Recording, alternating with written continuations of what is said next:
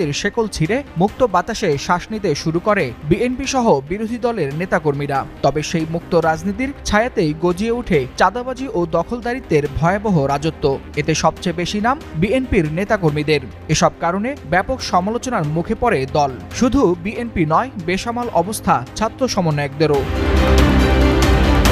চাঁদাবাজির বিরুদ্ধে বরাবরই সরব বিএনপির সহ আন্তর্জাতিক সম্পাদক ব্যারিস্টার রুমিন ফারহানা। চাঁদাবাজির অভিযোগে নিজ দলকেও ছাড় দেননি তিনি। তার মতে, চাঁদাবাজ যে দলের হোক না কেন বিচারের মুখোমুখি করতে হবে। তবে নিজ দলের চাঁদাবাজি নিয়ে কথা বলার কারণে নাকি বিএনপির দফতর থেকে চিঠি পাঠানো হয়েছিল রুমিন ফারহানাকে। সম্প্রতি এক টেলিভিশন টকশোতে আলোচনার এক পর্যায়ে এই তথ্য জানান তিনি।